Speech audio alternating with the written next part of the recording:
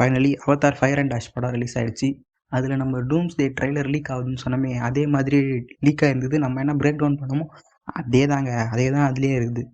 நம்ம Avatar Fire and dash பார்க்க வந்தவங்களை விட இந்த டூம்ஸ்டே ட்ரெய்லர் பார்க்க வந்தவங்க தான் நிறைய பேர் பலக்கு. நல்ல மார்க்கெட்டிங் ஸ்ட்ராட்டஜியை வச்சுருக்காங்க ஜேம்ஸ் கேமரான்.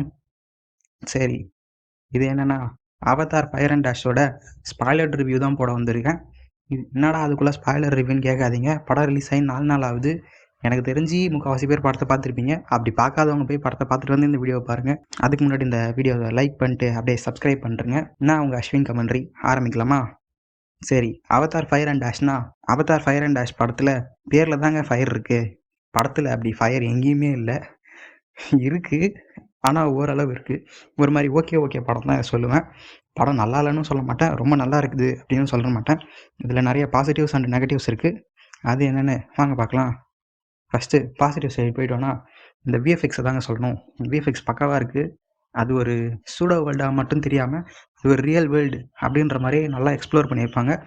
அதில் விஷுவலி இருக்கிற எல்லாமே சிஜிஐ கேரக்டர் அப்படி இருந்தாலும், ஆனால் அது வந்து ரியலிஸ்டிக்காகவே ரெப்ரசன்ட் பண்ணியிருந்தது ஒரு பெரிய நல்ல பாசிட்டிவாகவே சொல்லலாம். அதுக்கப்புறமேட்டுக்கா இந்த படத்தை மேல் லீடில் கொண்டு போவாங்கன்னு பார்த்தீங்கன்னா அதுதாங்க இல்லை, ஃபீமேல் லீடில் கொண்டு போயிருக்கானுங்க.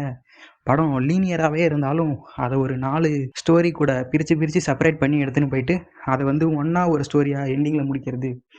தட்ஸ் சூப்பரான ஒரு இது வரைக்கும் வந்த அவதாரில் இது இந்த மாதிரி ட்ரை பண்ணியிருக்காங்க. அடுத்த பாசிட்டிவ்னு போனீங்கன்னா நம்ம நெத்தீரி தாங்க. இந்த நெத்தீரி வந்து ஹீரோயின் கேரக்டராகவே இருந்தாலும் அவங்களோட பர்ஃபார்மன்ஸ் ஃபஸ்ட்டு ½ அன் ஹவருக்கு பிச்சு உதறிருப்பாங்க. அவங்க ஸ்டார்டிங்கில் என்ன தான் ஒரு டிப்ரெஸ்டு ஸ்டேஜில் இருந்தாலும், அவங்க போன இதில் வந்து ஸ்பைடரை கொல்ல சொல்லியிருந்தாலும், இந்த இதில் அவங்க எப்படி ஸ்பைடரை கொல்ல வேணாம், கொல்லணுன்ற முடிவு வரும்போதும் ஸ்பைடரை கொல்ல வேணாம், அவன் இருந்தால் அவனை வச்சு நம்ம பரவாயில்ல, ஆல்ரெடி ஒரு பையன் தான் செத்துட்டான், இவனை பார்த்துக்கலாம் அப்படின்ற மாதிரி வந்திருந்தாலும் ஃபைனலாக ஒரு நாவி குழந்தைய வந்து பார்த்துக்கணுன்ற பொறுப்பை ஏற்றுக்கிறாங்க அப்படின்ற மாதிரி இதை கொண்டு போயிருந்தாங்க. அதுக்கப்புறமேட்டுக்கா நம்ம ஹீரோ ஜேக் சலி தான். நம்ம ஜேக் சலி என்ன பண்ணியிருந்தாருன்னா அவரோட பர்ஃபார்மன்ஸு சும்மா இல்லைங்க, பிச்சு உதறி வச்சிருக்காரு. அதுக்கப்புறமேட்டுக்கா அவரு எதை மோட்டிவாக எடுத்திருப்பாருன்னா அவங்களோட ஃபேமிலியும் பார்க்கணும், அந்த நாவியின மக்களையும் பார்க்கணும், அதுக்கப்புறமேட்டுக்கா ஹியூமன்ஸ் கிட்ட இருந்தும் இந்த வேர்ல்டை காப்பாற்றணும் அப்படின்றத மனசில் வச்சுக்கின்னு ஸ்பைடரை கொல்ற அளவுக்கு போயிருப்பாங்க. போன படத்தில் இது வந்து மகனுக்கு பதில் மகன் அப்படின்ற மாதிரி இவன் என்ன தான் ஸ்பைடரை பார்த்துப்பேன் அப்படின்ற மாதிரி பார்த்துனாலும், ஆனால் இந்த படத்தில் கொல்லவே துணிஞ்சிருப்பான். அதை நம்ம நெத்தீரியே வந்து காப்பாற்றிருப்பாங்க. இது கொல்லக்கூடாது அப்படின்றது நெத்தீரி திருந்துற சீனாக கூட வச்சுருந்துருக்காங்க. அது சூப்பராக சொல்ல வேண்டியது. அடுத்தது என்னென்னா நம்ம கிரி கேரக்டருங்க. நான் கூட இந்த கிரி கேரக்டர் வந்து வேற யாரை தான் ப்ளே பண்ணியிருக்காங்கன்னு நினச்சேன். அது வேற யாரும் இல்லைங்க, வீவர் தான். அது யாருன்னா வீவர் தாங்க ரெப்ரசன்ட் பண்ணியிருக்காங்க. அந்த வீவர் யாருன்னா அவதார் 1ல் வந்து ஒரு சப்போர்ட்டிங் ரோலாக வந்திருப்பாங்க பாருங்கள் ஹீரோ கூட, அவங்க தான். அவங்களுக்கு இப்போ 26 வயசு ஆகுது. அவங்கள இப்போ வந்து 16 வயசில் ரெப்ரசன்ட் பண்ணியிருக்காங்க. அதே மாதிரி அவங்களோட ஏஜிங்கும் தெரியாத அளவுக்கு ஒரு சூப்பர் விஎஃப்எக்ஸ்னு சொல்லலாம். அடுத்தபடியாக கான்ஸ் பக்கம் போயிடுவோம். ப்ரோஸ் அவ்வளோதான் இருக்குது. அடுத்து இந்த நெகட்டிவ் பக்கம் போனோன்னா குவிஞ்சு கிடக்கு. ஃபஸ்ட்டு எதுலேருந்து ஆரம்பிக்கலான்னு பார்த்தீங்கன்னா டியூரேஷன். என்னடா டியூரேஷன் சொல்கிறீங்க?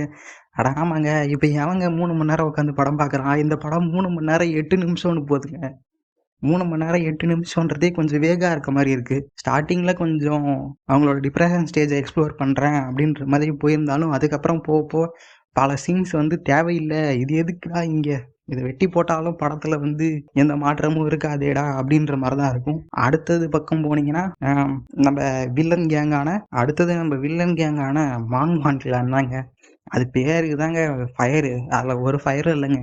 இருக்கிறவனுங்க எல்லாம் வந்து உடம்புல சாம்பல் பூசின்னு வருவாங்க. அது மட்டும்தாங்க அங்கே ஆஷ் அப்படின்றத ரெப்ரசன்ட் பண்ணுது. அவங்களோட ஆரிஜின் ஸ்டோரி என்ன அப்படின்றத ஒரு வாய் வார்த்தையாக சொல்லியிருந்தா மட்டும் பத்தாதுங்க, அது ஒரு குட் ரெப்ரசன்டேஷனோட சொல்லியிருந்துருக்கணும். ஆனால் அது பண்ணவே இல்லை. அதே மாதிரி இதில் அந்த வில்லி கேரக்டரை பார்க்கும்போதெல்லாம் அவங்களுக்கு வந்து யாரீ நீ, எதுக்குறீ இப்படி பண்ணுற அப்படின்ற மாதிரி தான் இருக்கும். அவங்களுக்கு ஒரு மோட்டிவ் இருக்காதுங்க. ஃபஸ்ட்டு ஏதோ ஒரு கொள்ளைக்கார கூட்டம், அந்த கூட்டத்தோட தலைவியாக வர மாதிரி தான் வருவாங்க. அவங்க திடீர்னு வந்து அந்த ஃப்ளையர்ஸ் இருப்பாங்க பாருங்கள், அந்த கிளானை தாக்குற மாதிரி தாக்கிட்டு திடீர்னு வந்து இவங்க இப்போ Navi water clan versus fire clan அப்படின்ற மாதிரி ஒரு இதை கொண்டு போயிருப்பாங்க. அதுக்கு நடுவில் ஹியூமன்ஸ் வந்து நாங்கள் வந்து இந்த துல்கோன்ஸ் மீன்லேருந்து சீரம் எடுக்கிறோம் அப்படின்ற மாதிரி அது ஒரு கதை போகும். இது வந்து தனித்தனியாக ரெப்ரசன்ட் பண்ணியிருந்தாலும் அதை நல்லா எக்ஸ்ப்ளோர் பண்ண மறந்துட்டாங்க அப்படின்ற மாதிரி தான் என்னோட தாட்டு.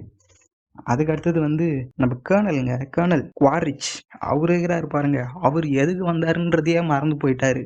இந்த குவாரிச் ஸ்டார்டிங்ல எப்படி இருந்தானோ அதே மாதிரி தாங்க படம் ஃபுல்லாவும் இருக்கிறான். இந்த குவாரிச் பார்ட் 1ல எப்படி இருந்தானோ பார்ட் 2ல எப்படி இருந்தானோ அதே ரெண்டுத்தையும் கலந்து போட்டு தாங்க இவனுக்கு காட்டிருக்கானுங்க. இவனை ஒரு நல்லவனாகவும் காட்டல, கெட்டவனாகவும் காட்டல. யாருக்கும் எப்படி இருந்தா என்ன, என் பையனை பாதுகாக்கணும், ஸ்பைடர் தானே அவன் பையன், ஸ்பைடரை பார்க்கணும் அப்படின்ற இதோட தாங்க இருக்கிறான். ஆனால் இந்த ஸ்பைடருக்கு வந்து ஜேக்கு தாங்க அவன் கூட இருக்கணும் அப்படின்ற மாதிரி ஒரு இதுவாக இருந்தது. மோரோவர் இந்த குவாரிச் கேரக்டரை வந்து ஒரு ஓகே கேரக்டரை தான் வச்சு ரெப்ரசென்ட் பண்ணியிருக்காங்க. இது வந்து கன்ஸை எடுத்துட்டு வந்து ஆஷ் நாவி அந்த கிளானுக்கு வந்து கொடுக்குற மாதிரியும் அதுக்கு வச்சு கொஞ்சம் கதை வளன்னு போயிருப்பாங்க. இதெல்லாமே கொஞ்சம் கட் பண்ணி இருந்திருக்கலாம். அவெஞ்சர்ஸ் எண்ட்கேம் இது வந்து அவெஞ்சர்ஸ் எண்ட்கேமோட கலெக்ஷனை பீட் பண்ணுமா, அதுக்கப்புறமேட்டுக்கா இது எந்த மாதிரி இருக்க போகுது, உங்களோட தாட்ஸ் என்னன்ட்டு கமெண்டில் சொல்லுங்கள். அதே மாதிரி கூடிய சீக்கிரத்தில் இதை பற்றின எக்ஸ்பிளைன் வீடியோவும் போடுறேன். மறக்காமல் இந்த சேனலை சப்ஸ்கிரைப் பண்ணிட்டு அப்படியே இந்த லைக் பண்ணி தட்டி விட்ருங்க. வரட்டா.